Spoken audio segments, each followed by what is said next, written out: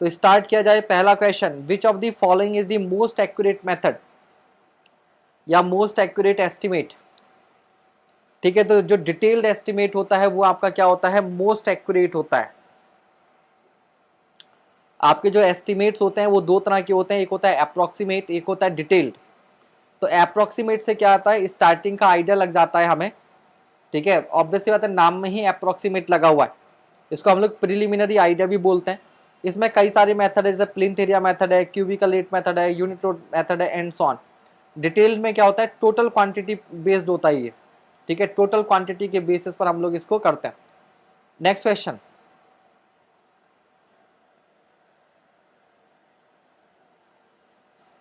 What is floor area index.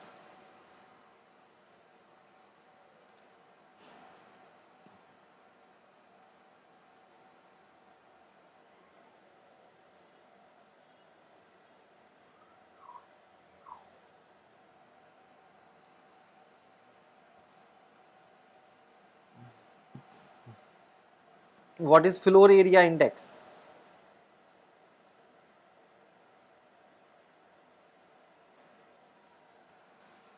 तो covered area of all floors upon plot area into 100, answer is ए।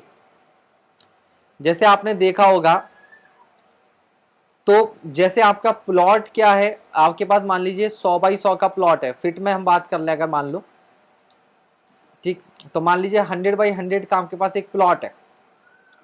तब ये plot का area तो fixed है ना, लेकिन मुझे इसको मैक्सिमम यूटिलाइज करना है, तो हम इस पे क्या कर लेते हैं, डबल स्टोरी बिल्डिंग बना लेंगे, ट्रिपल स्टोरी बिल्डिंग बना लेंगे, मल्टी स्टोरी बिल्डिंग बना लेंगे। तो फ्लोर ज्यादा होने से फ्लोर एरिया क्या हो जाएगा, ज्यादा हो जाएगा। तो प्लॉट एरिया के मल्टीपल टाइम में, फ्लोर एरिया हो सकता है। ठीक है, दूसरा, इसी तरीके से आप देखते हैं रबी और खरीफ जब हम लोग इरिगेशन में पढ़ते हैं, मान लीजिए इस तरीके, प्लॉट की लंबाई जो है वो 50 मीटर है और चौड़ाई जो है वो 30 मीटर है। तो आपके पास जो एरिया हो गया ये कितना हो गया, 1500 स्क्वायर मीटर हो गया। अब अगर आप केवल ग्राउंड फ्लोर पर रह रहे हो और मान लो आप इसको पूरे को बिल्टअप कर रहे हो, तो आप केवल इतना एरिया यूज कर रहे हो। लेकिन अगर आपने ट्रिपल स्टोरी बिल्डिंग बना ली, तो फर्स्ट फ्लोर पे भी कुछ आप एरिया, कवर्ड एरिया यूज कर रहे होगे, सेकंड फ्लोर पर भी एरिया यूज कर रहे होगे और ग्राउंड फ्लोर पर भी। अब मान लीजिए ये तो प्लॉट एरिया था, लेकिन आपने बिल्डिंग जो बनाई यहां से कुछ एरिया छोड़कर बनाई, मान लीजिए ये। अब ये जो एरिया है, मान लीजिए इधर से हमने यूज किया हुआ है 40, मान लीजिए 40, और इधर हमने यूज कर लिया 25। तो जो आपने एरिया लिया वो कितना हो गया, अभी मान लीजिए 1000 मीटर स्क्वायर। अब मान लीजिए आप 3 मंजिला मकान बनाते हैं, 3 मंजिला मकान बनाते हैं और हर हर फ्लोर पर आप 1000 एरिया यूज कर रहे हो, फॉर एग्जाम्पल एक रफ बात कर रहे हैं। तो टोटल एरिया कितना हो गया आपका, कवर्ड एरिया 3000, जबकि प्लॉट का एरिया कितना था 1500। तो ये रेशियो कितना आ गया, 2 आ गया। तो जितना आपका प्लॉट का एरिया है, उससे आप दुगना यूज कर ले रहे हो। तो 500% मतलब 5 टाइम, बिल्कुल सही बात।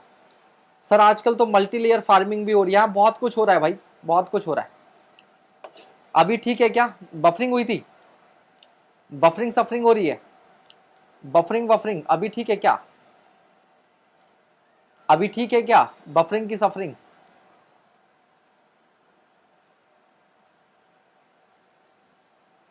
राजन त्याल, तुम्हारी नमस्ते कम नाक ज्यादा लगती है। ये नमस्ते का जो तुम सिंबल यूज कर रहे हो, ऐसा लग रहा है जुकाम हो गया। चलो,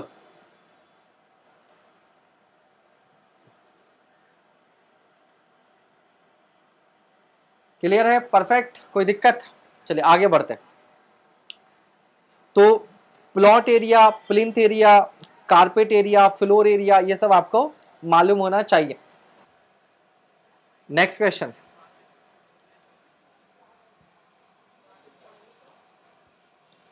the revised estimate will be prepared when the original estimate is likely to exceed more than. ठीक है, तो एस्टिमेट को रिवाइज कम करना पड़ता है जब आपका जो एस्टिमेशन जो है वो आपका, या जो कॉस्ट है वो ओरिजिनल एस्टिमेट से 5% क्या होती है, बढ़ जाती है।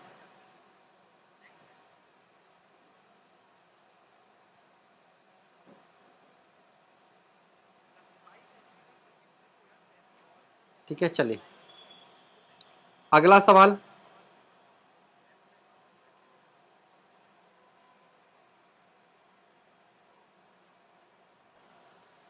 अगेन सेम क्वेश्चन है, पूछने का तरीका बदल गया।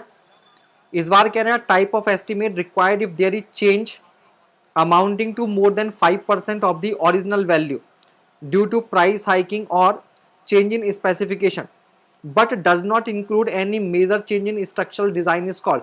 तो सेम क्वेश्चन है, आंसर क्या हो जाएगा इसका? आपका रिवाइज्ड एस्टिमेट हो जाएगा। आंसर क्या हो जाएगा? रिवाइज्ड एस्टिमेट हो जाएगा, है ना। फिर से सेम सवाल, ठीक है। नेक्स्ट क्वेश्चन,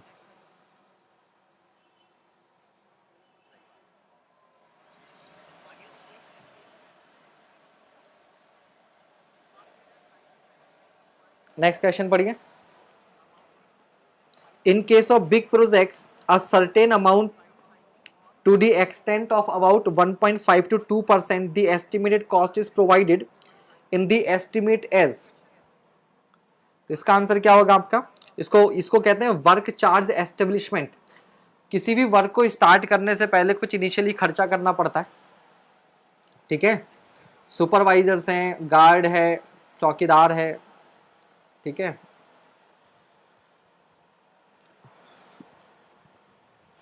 अगला क्वेश्चन,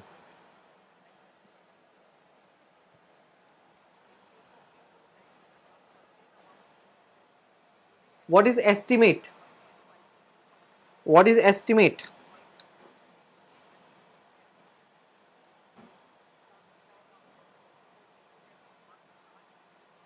तो सबसे बड़ा option the probable cost arrived at before commencement of the structure. Structure बनने से पहले एक प्रोबेबल कॉस्ट, एक प्रोबेबल कॉस्ट जो होती है उसी को हम लोग क्या बोलते हैं? एस्टिमेट बोलते हैं। अगला सवाल,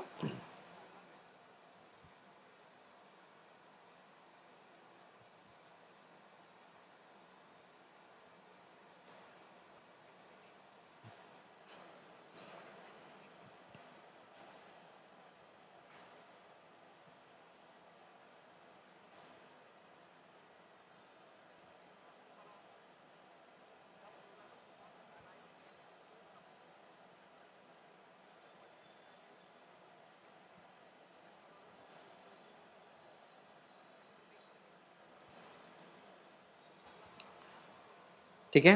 what is abstract estimate? Abstract को हिंदी में बोलते हैं निचोड़, एक तरीके से, ठीक है। एब्स्ट्रैक्ट एस्टिमेट क्या होता है? ठीक है, तो देखो स्टार्टिंग में तो हम लोग एक प्रोबेबल कॉस्ट निकालते हैं, बट इन दी एंड क्या हो जाता है, जब सारा वर्क कंप्लीट हो जाता है तो अब आपको मालूम है, सारे बिल आपके पास होते हैं, आपको मालूम है कि कौन सा सब्सटेंस कितना लगा, कहाँ कहाँ पर कितना खर्चा हुआ। तो हम लोग क्या करते हैं, हर चीज का एक एब्स्ट्रैक्ट निकालते हैं। तो एस्टिमेशन ऑफ यूनिट रेट्स,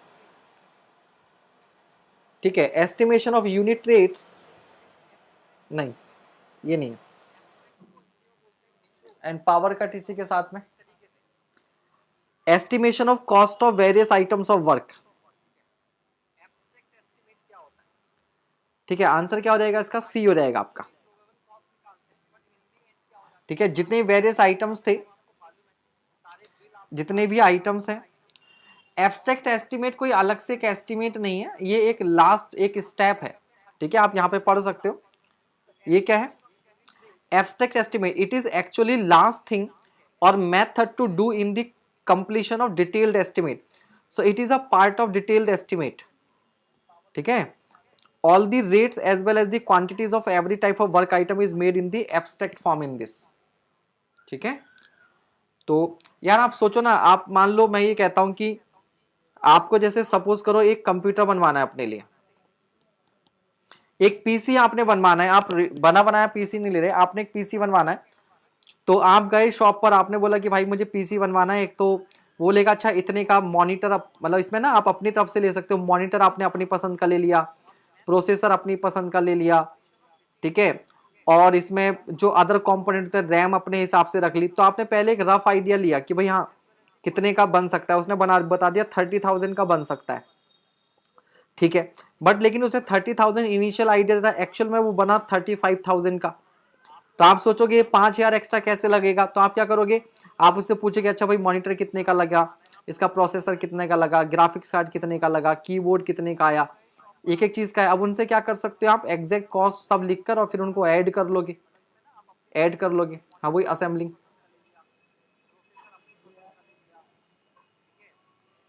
ठीक है, आप कह रहे हो estimation of quantities of various items of work, तो बेटा वो ये जो होता है ये क्वांटिटी सर्वे होता है। जो आप कह रहे हैं ना सर पहला क्यों नहीं, estimation of quantities of various, तो इसमें केवल क्वांटिटी, इससे रेट का तो आइडिया नहीं लगा ना, कितनी कॉस्ट लगी, केवल क्वांटिटी है, कितना लगेगा, कितनी ईंटें लगेगी, कितना सीमेंट लगेगा, कितना सरिया लगेगा, रेट का कहां मालूम चला। तो जो पहला ऑप्शन आप बोल रहे हो ना, estimation of quantities of various, this is called quantity survey, this is called quantity survey. ठीक है, अभी आएगा इस पे भी सवाल आगे। Next question,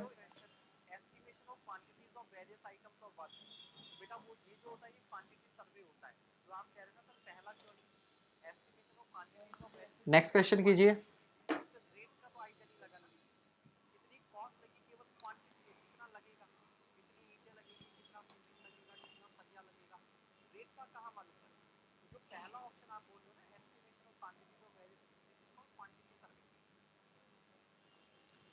Which of the following items of work would necessarily be included in the estimation of plinth area, तो all of these हो रहेगा, wall thickness, room area, veranda, covered है तो 100%, अनकवर्ड है तो 50%। अगला सवाल,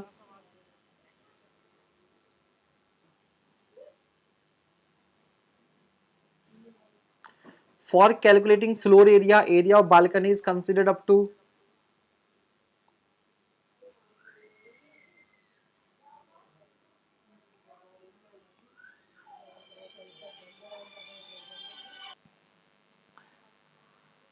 the detailed estimated estimation of the cost of the project is done by. ठीक है, तो डिटेल्ड एस्टिमेशन किसके थ्रू करते हैं हम लोग, सो टोटल क्वांटिटी मेथड के थ्रू। ठीक है, टोटल क्वांटिटी मेथड के through detail estimation.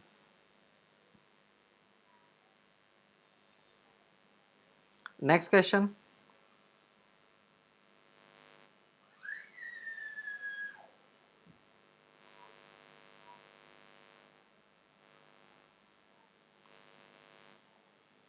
approximate cost of building commonly estimated by,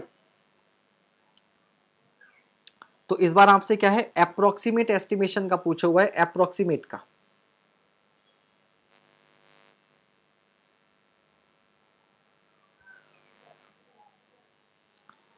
service unit method, comparison of cost at relative dates, rough group quantities और elemental with method, all of this.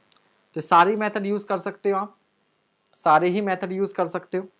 कौन कौन से method हैं approximate method में, service unit method, plinth area method, cubical rate method, elemental will method, way method, cost comparison method, इन सारे method से आप कर सकते हैं। अगला सवाल,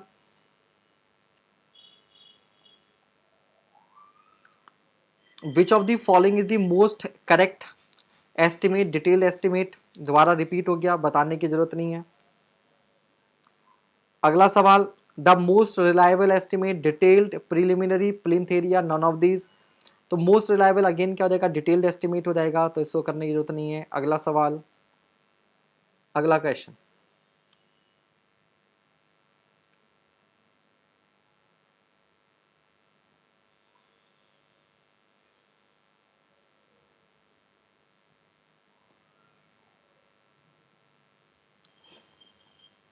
when additional works were found necessary during construction, construction के टाइम पर पता चला कुछ और वर्क, एडिशनल वर्क भी होना है, which were not contemplated at the beginning, starting में उनका ध्यान नहीं रखा था, the estimate prepared for such items is known as, इसको क्या बोलेंगे हम लोग, preliminary estimate, complementary, supplementary, revised.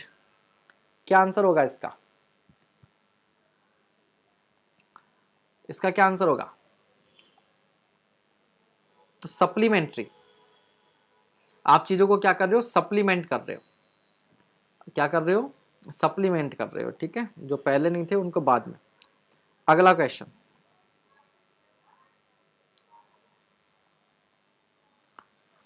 The out turn a task for per day per mason brick work in cement mortar और लाइम मोर्टार इन आर्चेस। तो देखो out turn या task क्या होता है, आउट टर्न और टास्क, तो कोई भी एक कारीगर, ठीक है, वो मैसन हो सकता है, कारपेंटर हो सकता है, प्लम्बर हो सकता है, कोई भी पर्सन हो सकता है, वो एक दिन में कितना वर्क करता है और उसकी प्रोडक्टिविटी कितनी है, उसी को हम लोग क्या बोलते हैं, आउट टर्न या टास्क बोलते हैं, आउट टर्न या टास्क बोलते हैं। इसका आंसर मैं देखना चाहूंगा आप में से कितने स्टूडेंट इसका आंसर कर सकते हो, इसका आंसर कितने स्टूडेंट कर सकते हैं। तो ये होता है 0.55 क्यूबिक मीटर, कितना वर्क कर सकता है, 0.55 क्यूबिक मीटर, ठीक है। देखिए, particulars of items of brick work, quantity पर मैसन पर डे। ब्रिक वगैरह लाइम और सीमेंट मोर्टार में और फाउंडेशन में है तो 1.25 क्यूबिक मीटर, क्योंकि फाउंडेशन में क्वालिटी का उतना ध्यान नहीं रखना होता तो ज्यादा वर्क कर सकता है। इन लाइम और cement mortar in super structure तो 1 cubic metre normal brick work वगैरह में, लेकिन आर्चेज में थोड़ा सा अलग से ध्यान रखना पड़ेगा तो कम कर पाएगा 0.55 cubic metre. Rubble stone masonry in lime और सीमेंट मोर्टार तो 1 क्यूबिक मीटर। तो इनसे आपका क्वेश्चन बन सकता है।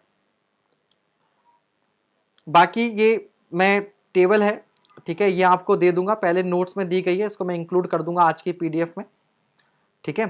तो ये ब्रिक वर्क इन फाउंडेशन, ब्रिक वर्क इन सुपर स्ट्रक्चर, ब्रिक वर्क इन फाउंडेशन, ब्रिक वर्क इन सुपर स्ट्रक्चर, ब्रिक वर्क इन आर्चेज, रीइंफोर्स ब्रिक वर्क, ठीक है। तो रीइंफोर्स ब्रिक वर्क जो होता है वो 1 मीटर क्यूब पर डे होता है, 1 मीटर क्यूब पर डे, ये पूछा जा सकता है। ब्रिक वर्क इन partition wall, half brick wall तो 5 मीटर स्क्वायर, ये याद रखिएगा 5 मीटर। अगर केवल पार्टीशन वॉल है तो 5 मीटर, इसको मीटर स्क्वायर में मेजर करते हैं, याद रखिएगा किसमें, पार्टीशन वॉल जो होती है उसमें ब्रिक वर्क मीटर स्क्वायर में होता है, बाकी वर्क किसमें होता है, मीटर क्यूब में, तो 5 मीटर स्क्वायर तक। इसी तरीके से एक Honey com beta brick work होता है, वो भी मीटर स्क्वायर में मेजर होता है, वो भी मीटर स्क्वायर में मेजर होता है, ठीक है। इसी तरीके से फिर जैसे अर्थ वर्क आइटम्स हैं आपके पास, प्लास्टर हो गया, पॉइंटिंग हो गया, वाइट वॉशिंग है, ठीक है, लकड़ी चीरना है, ब्रिक्स को 10 मीटर की, एक मजदूर 10 मीटर की डिस्टेंस तक कितनी ईंटें पहुंचा देगा, तो 4200 ईंटें पहुंचा देगा। तो इसको ना आप एक बार इसको रीड कर लेना, वैसे तो बहुत सारी क्वांटिटीज हैं, इनको आप एक बार रीड कर लोगे और फिर क्वेश्चन करोगे तो याद हो जाता है।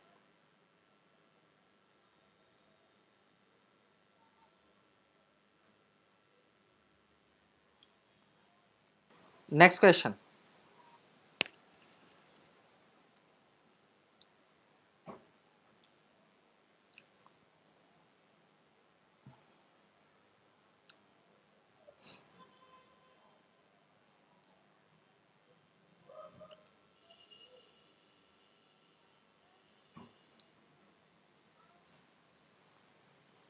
Working out the exact quantities of various items of works is known as, इसको क्या बोलेंगे, working out the exact quantities of various items of works is known as. अभी थोड़ी देर पहले तो बताया था बेटा, क्वांटिटी सर्वेइंग बोलते हैं इसको, थोड़ी देर पहले बोला this is called quantity serving, क्योंकि आप क्या कर रहे हो, क्वांटिटीज के साथ वर्क कर रहे हो। वैल्यूएशन तो बेटा कॉस्ट हो गया ना, वैल्यूएशन कैसे आंसर दे सकते हो आप खुद सोचो। मेंसुरेशन तो एरिया फाइंड आउट करना होता था और एस्टिमेशन कॉस्ट होता है। ये तो वैसे भी तीनों देखो खत्म कर दो एलिमिनेट हो जाएंगे, ये तो तीनों खत्म कर दो एलिमिनेशन हो जाएगा।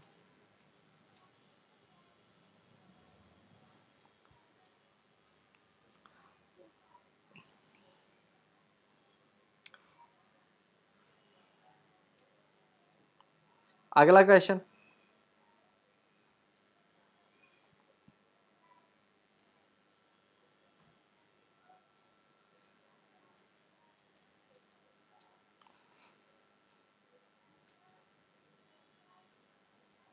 Unit of measurement of rock excavation, rock excavation, ठीक है।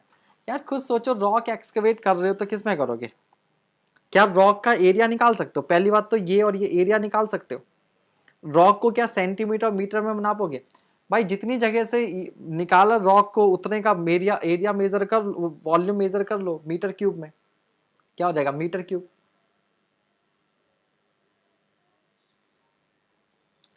चलिए अब देखिए पर्टिकुलर आइटम से आपके पास ये एक टेबल है, ठीक है, जैसे अर्थ वर्क इन एक्सकेवेशन और फिलिंग क्यूबिक मीटर में होता है। देखिए काफी चीजें जो हैं, काफी चीजें जो हैं वो यहां पर है,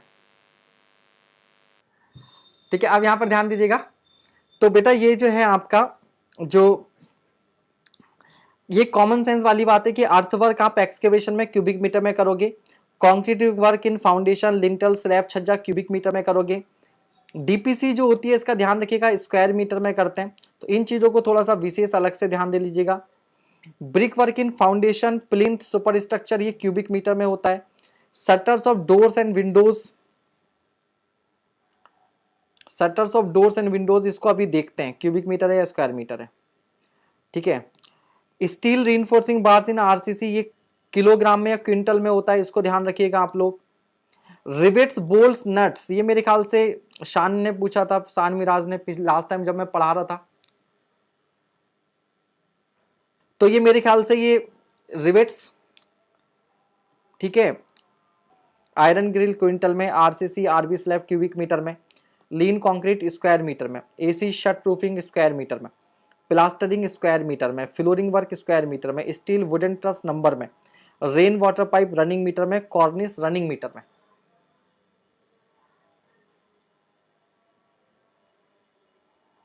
हाँ shutters of doors and windows square metre में लेता है अभिषेक आनंद, इसीलिए मुझे जो है ये कंफ्यूजन हो गया, मतलब ये थोड़ा गलत लग रहा है इनका, है ना, ये नहीं होगा, इस क्यूबिक मीटर में नहीं होगा, स्क्वायर मीटर में होगा, ठीक है। तो यहां पर ये टेबल्स हैं, ये भी आपको मिल जाएंगी, इसमें सारा वर्क दे रखा है, ठीक है। तो यहां पर कुछ चीजें आपने ध्यान रखनी है स्पेशली, जैसे एक तो आप ये देख लेना ब्रिक वर्क में डीपीसी स्क्वायर मीटर में होती है, brick work generally cubic metre में होता है, लेकिन पार्टीशन वॉल और जो हनीकॉम ब्रिक वर्क होता है, हनीकॉम समझते हो, ब्रिक्स के बीच में गैप दे दिया जाता है, ब्रिक्स के बीच में गैप दे दिया जाता है, तो उन गैप्स के उन, ठीक है, ऐसी वॉल्स को हम लोग स्क्वायर मीटर में मेजर करते हैं। Half brick work without reinforcement square metre में, thin partition wall square metre में है। वुडन वर्क वैसे तो क्यूबिक मीटर में होता है, but door and window shutters और लीव्स पैनल्ड बैटन ग्लेज्ड ये स्क्वायर मीटर में होता है ना। तो ये डोर एंड विंडो शटर्स और leaves panelled batten glazed part panel and part glaze ये सब किस में होता है स्क्वायर मीटर में, तो वो वहां पर गलत लिखा हुआ था।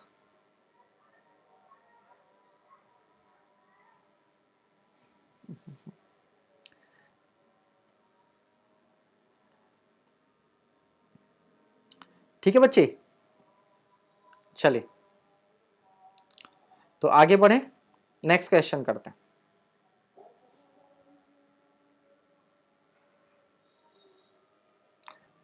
For 10 meter cube of reinforced brick work, the number of bricks used will be.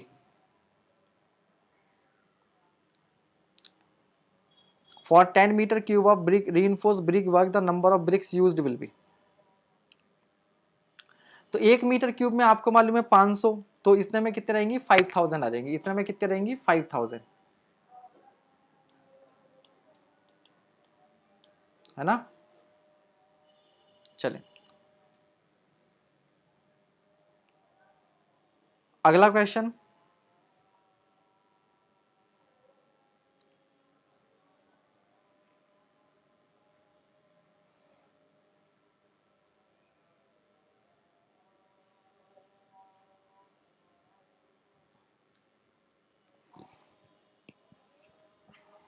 तो अगला सवाल, quintal is a unit of measurement for, quintal is a unit for measurement of,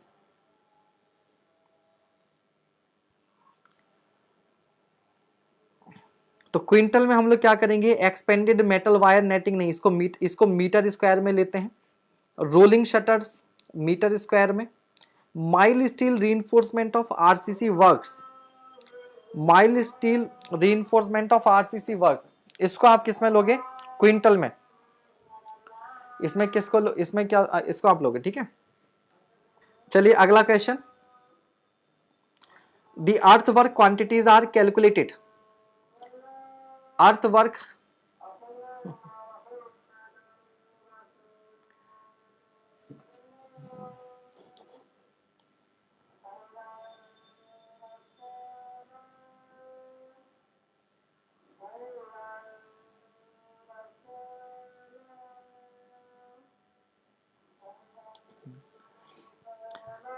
ठीक है। तो mid section formula, mean section formula, prismoidal formula, ये primordial लिख दिया, प्रिज्मोइडल है, ऑल ऑफ द, इन सब के थ्रू आप लोग क्या कर सकते हैं, अर्थवर्क कैलकुलेट कर सकते हैं।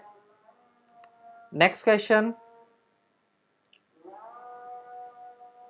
if the length of 16 mm diameter bar is 10 meter then its weight is, ठीक है। तो वॉल्यूम क्या हो जाएगा, वॉल्यूम हो जाएगा आपके पास π/4 d स्क्वायर l, ये वॉल्यूम हो जाएगा।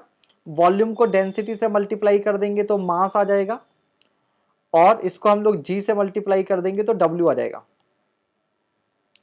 तो यहां से आपका वेट जो है वो फाइंड आउट हो सकता है, बिकॉज डेंसिटी आपको देखो, डेंसिटी आपको मालूम है स्टील की कितनी होती है, तो ये रहेगा π/4 d square into L, density होती है 7850 किलोग्राम पर मीटर क्यूब, और ये हो जाएगा 9.81। बट आपको ये फॉर्मूला लगाने की जरूरत नहीं है, आप डायरेक्टली ये फॉर्मूला यूज कर सकते हो, वेट पर मीटर लेंथ, वेट पर मीटर लेंथ होती है डी स्क्वायर अपॉन 162, 1 मीटर का जो वेट होता है वो डी स्क्वायर अपॉन 162 आता है, तो एल मीटर का कितना देगा, एल डी स्क्वायर अपॉन 162। तो इससे आप डायरेक्टली कैलकुलेट कर लीजिए, क्योंकि यहां से आपको कैलकुलेशन करने में टाइम लगेगा। अब हमें मालूम है π/4 कांस्टेंट है, ये कांस्टेंट है, जी कांस्टेंट है, तो ये सारा का सारा हम लोग क्या कर लेते हैं, पहले से वर्कआउट कर लेते हैं, पहले से वर्कआउट कर लेते हैं, ठीक है। तो आप सीधे सीधे यहां से निकालेंगे तो कितना आएगा, 15.8 किलोग्राम आपका आंसर आ जाएगा, आपका आंसर आ जाएगा, ठीक है भाई। चलिए अगला सवाल, next question,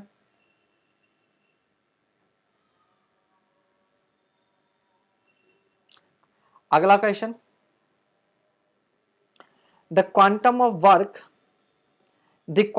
work of any item a skilled labour is supported to turn out in a day is known as, ठीक है। तो अभी थोड़ी देर पहले बताया था, इसको हम लोग क्या कहते हैं, टास्क वर्क बोलते हैं, टास्क यही था, टर्न आउट और टास्क अभी थोड़ी देर पहले ही बताया था। अगला सवाल,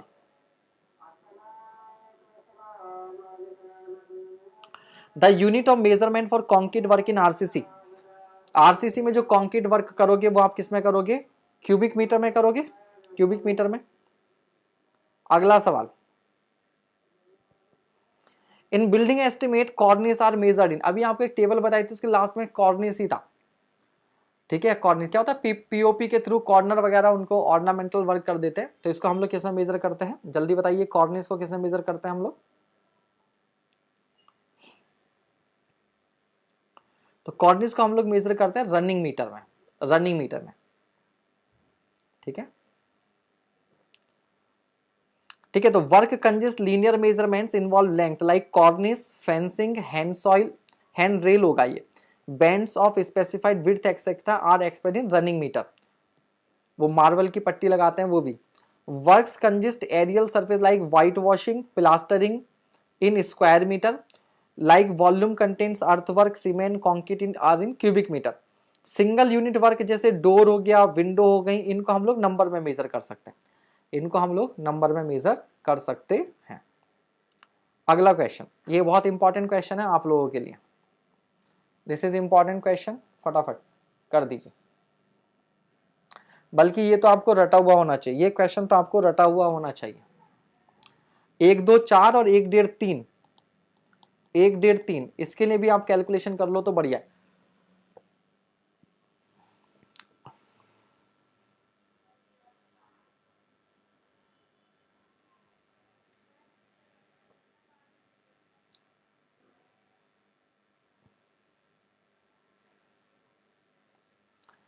ठीक है, चलिए तो आंसर आप लोगों का आ गया है, ठीक है। तो इसको कैसे करेंगे हम लोग, तो आप जानते हो 1 मीटर क्यूब कंक्रीट बनाने के लिए हमें कितना चाहिए, 1.52 मीटर क्यूब चाहिए। तो टोटल कितने 7 पार्ट हैं, 7। तो 7 में कितना है आपके पास, क्या पूछा, सीमेंट पूछा है, तो 1 है। तो 1 में कितना होगा, 1/7 होगा। तो 1.52 में जो सीमेंट होगा वो कितना आएगा, तो जो सीमेंट हो जाएगा वो हो जाएगा 1.52 का 1/7 पार्ट। अब ये आएगा वॉल्यूम। अब हमें मालूम है एक बैग का वॉल्यूम कितना होता है, 0.035 ले सकते हो आप, 35 लीटर अप्रोक्सीमेट 0.035। तो इससे आप डिवाइड कर दोगे तो नंबर ऑफ बैग्स आ जाएंगे, तो लगभग लगभग 6.2 आएगा। ठीक है, तो आंसर आपके पास क्या हो जाएगा, इसका ए हो जाएगा। आंसर क्या हो जाएगा, ए हो जाएगा। ठीक है, आंसर क्या हो जाएगा इसका, ए हो जाएगा। नेक्स्ट क्वेश्चन,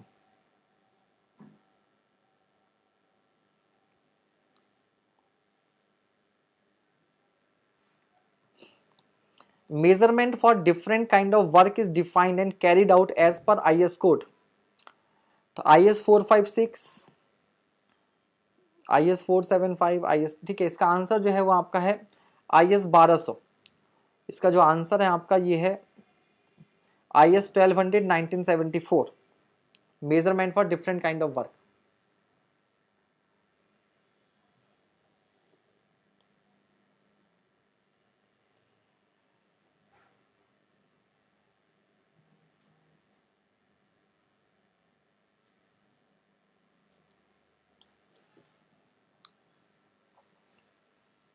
अगला क्वेश्चन,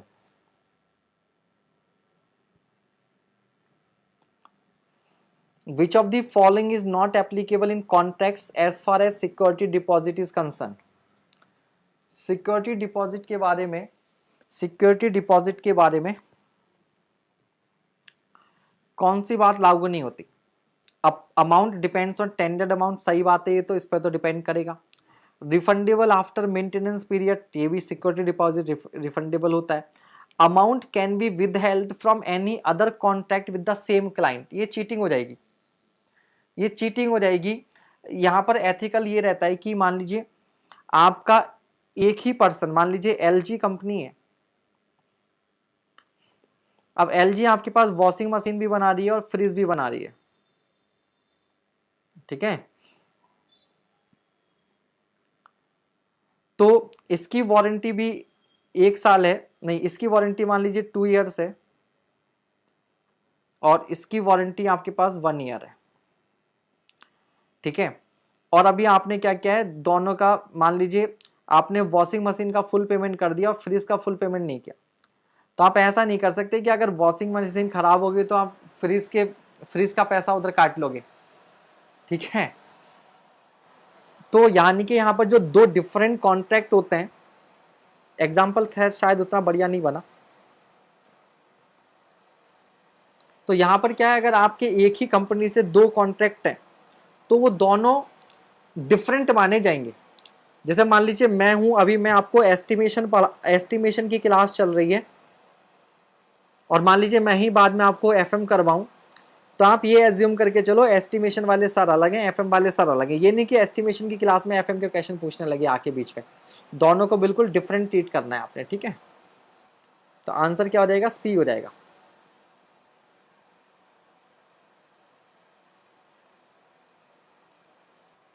चलिए, earnest money is generally asked to be deposited.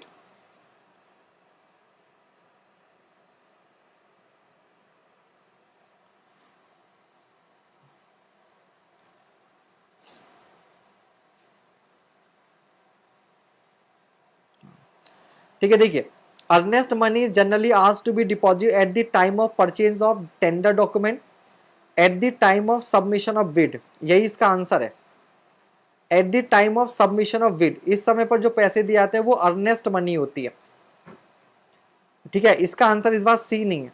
Bye the successful bidder after he gets the letter of acceptance, तो यहां पर जो होता है वो सिक्योरिटी डिपॉजिट होता है, यहां पर जो होता है वो सिक्योरिटी डिपॉजिट होता है। तो जो सी है वो सिक्योरिटी डिपॉजिट है, और जो बी है वो आपका अर्नेस्ट मनी है। बी क्या है, अर्नेस्ट मनी है, ठीक है। चलिए अगला क्वेश्चन कीजिए।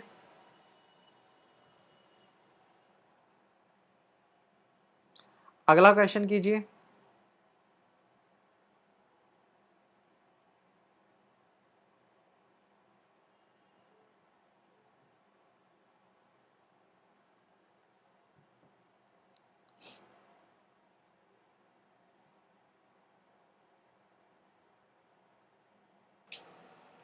For a contract to be valid, for a contract to be valid parties to the contract should be competent. बिल्कुल सही बात है, जो दो अथॉरिटी हैं जिनके बीच में कॉन्ट्रैक्ट है तो दोनों उस कॉन्ट्रैक्ट को पूरा करने में सक्षम होने चाहिए। Proper proposal and it's acceptance, ये वाली बात भी सही है। Free consent of parties involve in the agreement, ये भी सही बात है। लॉफुल कंसिडरेशन, ये भी सही बात है। तो इसका आंसर तो फिर मेरे ख्याल से डी हो गया भाई, ऑल ऑफ द अबव हो गया। ठीक है, ऑल ऑफ द अबव हो गया। अगला सवाल,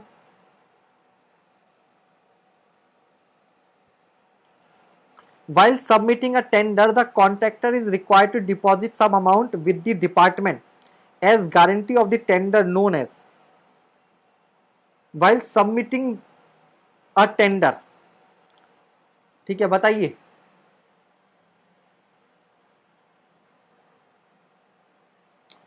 विमलेश जी बस इसी, वैसे तो आप रिवाइज करके आओ लेकिन फिर भी इसकी इसमें यही रहेगा। सर थर्ड पॉइंट का मतलब समझ नहीं आया बेटा। थर्ड का है free consent of parties. Free consent मतलब स्वेच्छा, स्वेच्छा से, फ्री कंसेंट, जोर जबरदस्ती नहीं है। आप ये नहीं कर सकते किसी फार्मर के पास गए और उस फार्मर से आपने जबरदस्ती, जैसे पहले जमादारी के टाइम पर होता था जबरदस्ती अंगूठा लगवा लेना, जबरदस्ती अंगूठा नहीं लगवाना है। Free consent of parties involve in the agreement, जबरदस्ती का एग्रीमेंट नहीं है। एग्रीमेंट जिन दो पार्टीज के बीच में एग्रीमेंट हुआ है उनकी इच्छा से हुआ है। समझ रहे हो, इसका मतलब ये है सिंपल सा। ठीक है, तो इसका आंसर तो आपके पास अर्नेस्ट, अर्नेस्ट मनी हो रहेगा।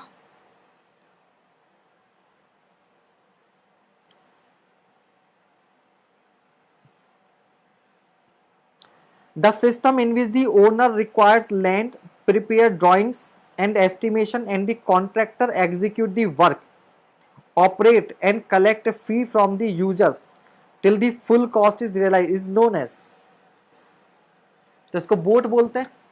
Build operate and transfer, build operate and transfer. इसका सबसे बड़ा एग्जांपल क्या होता है, टोल गेट। टोल जो है इसका सबसे बड़ी एग्जांपल है। जमीन सरकार की, प्राइवेट कंपनीज बनाती हैं, टोल वसूलती हैं और बाद में सरकार को दे देती हैं, जो कि होता नहीं है अपने यहां पर, जो कि होता नहीं है। अभी तो गई मेरे ख्याल से ज्वाइनिंग थोड़े बहुत टाइम के लिए। Next question, a fund which is gradually accumulated and set aside to reconstruct the property after the expiry of its period of utility is known as. तो डूबते हुए जहाज को बचाने के लिए, हाँ, डूबते हुए जहाज को बचाने के लिए जो फंड रखेंगे वो क्या रहेगा, सिंकिंग फंड। तो बिल्डिंग है भाई, मेंटेनेंस वगैरह करनी तो टूट फूट जाएगी, तो इसके लिए क्या रहेगा, सिंकिंग फंड हो जाएगा। अगला सवाल,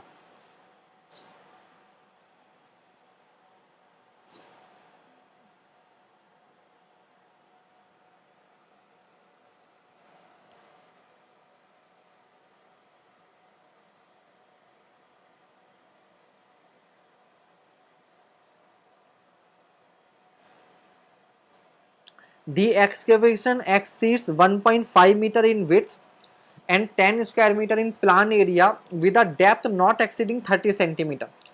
तो क्या है, लंबाई ज्यादा है, चौड़ाई ज्यादा है, डेप्थ कम है। तो इसका मतलब क्या हो रहा है, काइंड ऑफ सरफेस फिनोमिना है।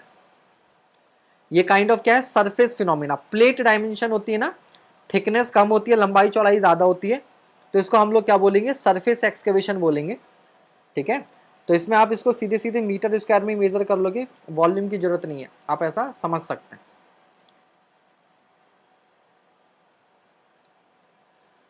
ठीक है, अमित जी कह रहे हैं कि अगर डेप्थ 15 सेंटीमीटर दी होती तो इसी को सरफेस ड्रेसिंग बोल देते। बहुत बढ़िया।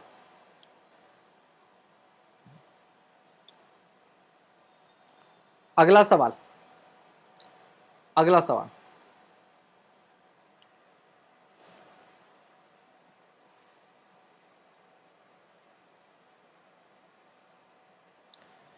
while submitting a tender to contractor is required to deposit the amount with the department as guarantee of this tender. Again same question, earnest money.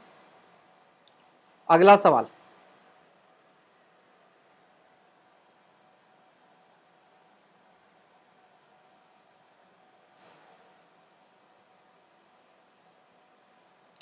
During the construction period price variation clause in contracts cater to.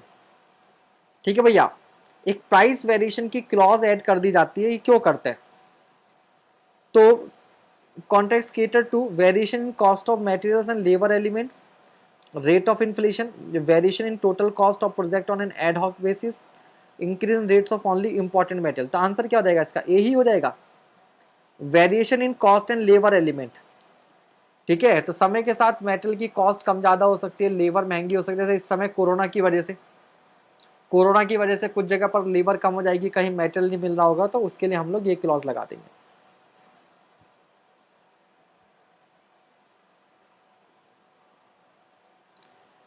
In earth work excavation normally lead and lift is considered for preparation of road estimate। ठीक है, क्या होता है भैया lead and lift? तो क्या होता है कि कहीं पर आपने एक्सकेवेशन किया और कहीं पर आपने एम्बैंकमेंट बनाया, तो यहाँ से सॉइल को कुछ हॉरिजॉन्टली हमें लेके जाना पड़ता है और कुछ सॉइल को यहाँ से हमें क्या करना पड़ता है, वर्टिकली लिफ्ट करना पड़ता है। तो मुझको भी तो लिफ्ट करा दे। तो ये हो गया लिफ्ट और ये हो गया लीड। ठीक है, लीड एंड लिफ्ट कितना कितना होता है? तो एक लीड 30 मीटर की होती है और एक लिफ्ट जो होती है 1.5 मीटर की होती है।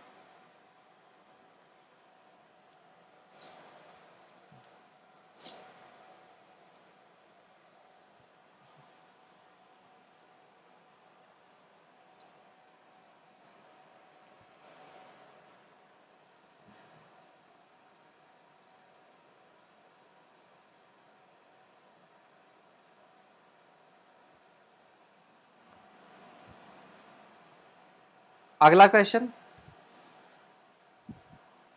The chart which gives an estimate about the amount of materials handling between various work station is known as. क्या बोलते हैं इसको भैया? तो ट्रेवल करा रहे हैं। क्या करा रहे हैं? मटेरियल को एक स्टेशन से दूसरे स्टेशन ट्रेवल कर रहे हैं, travel chart.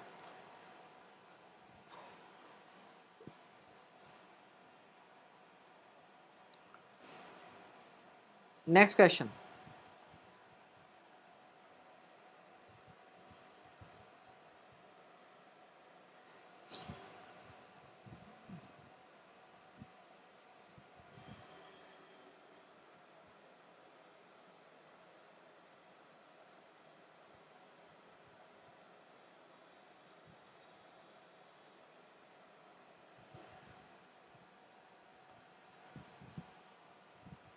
in PWD a tender is called for and on the behalf of।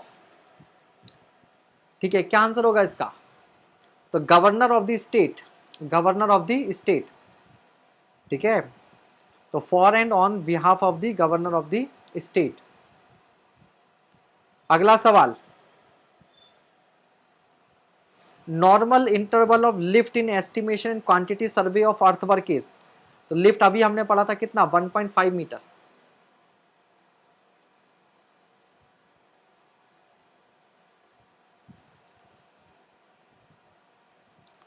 अगला क्वेश्चन, तो quantity of cement required for 1 cubic metre of concrete. तो अभी मैंने बोला था इसको तो रट्टा मार लो, ये बार बार आपके काम आएगा ही आएगा। अगला सवाल,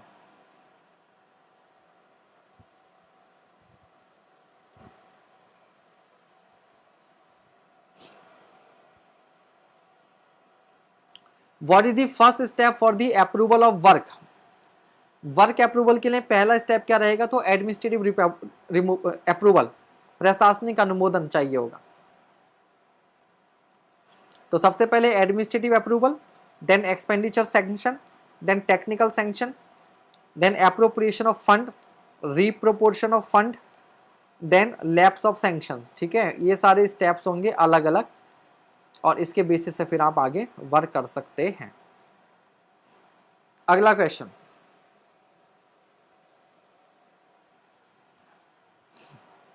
for preparation of estimate what is required?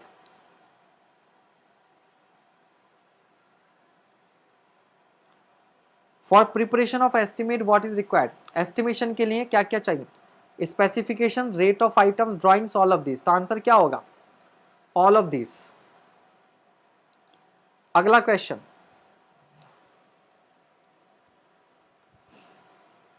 The unit of measurement in square metre is pointing work, RCC structure, hollow concrete block, cement concrete foundation. तो आंसर क्या हो जाएगा? Poynting work. पॉइंटिंग वर्क जो होता है वो आपका किस में होता है? स्क्वायर मीटर में होता है। अगला सवाल,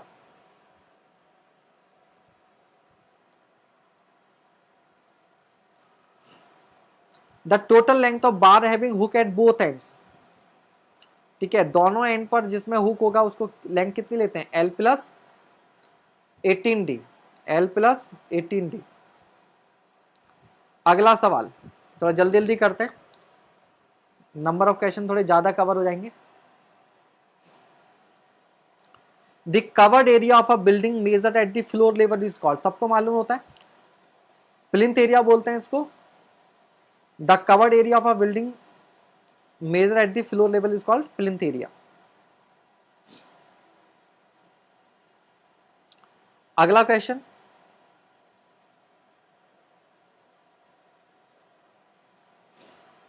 the centre line method is specially adopted for estimating polygonal building only, circular, hexagonal and other geometric shapes, circular building, hexagonal building only।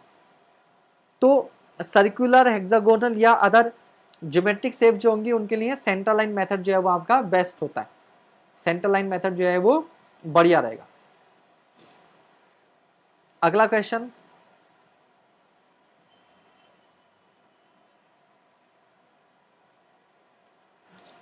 In estimation the quantities of the following items are the same in woodwork and painting on woodwork, plastering and whitewashing, DPC and plinth wall, painting for fully paneled door and partly paneled and partly glazed। ठीक है, तो plastering और white washing, plastering and white washing दोनों को हम लोग किस में लेते हैं? स्क्वायर मीटर में लेते हैं, जबकि वुड वर्क को क्यूबिक मीटर में और पेंटिंग को स्क्वायर मीटर में, डीपीसी स्क्वायर मीटर में, प्लिंथ वाल क्यूबिक मीटर में लेते हैं। ठीक है,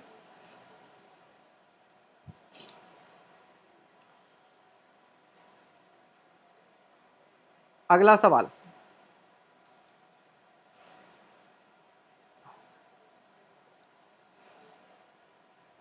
next question, quantity of a steel bar in bar bending schedule is calculating in. हाँ भाई,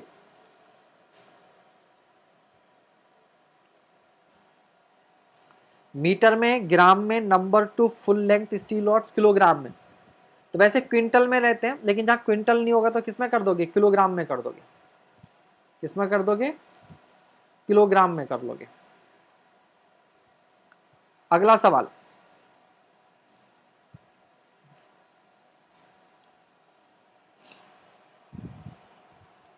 ये क्वेश्चन आप कीजिए जरा, ये क्वेश्चन आप लोग कीजिए, बताइए फटाफट।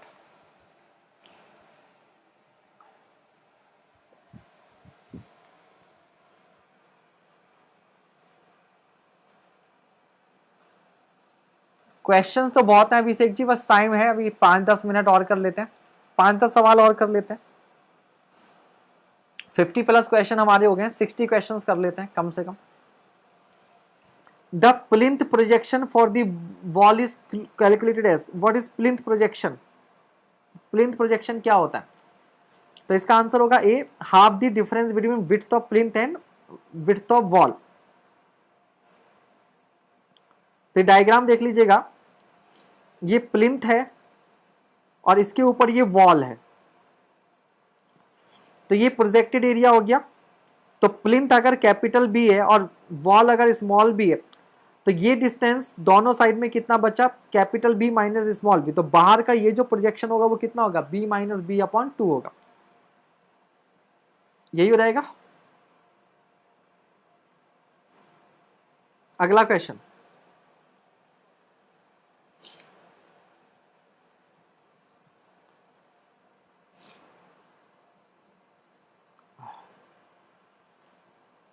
चलिए लास्ट क्वेश्चन रखते हैं, थोड़ा जुकाम बहुत तेज हो रखा है, गला भी दर्द करने लगा है, बोला नहीं जा रहा। ठीक है,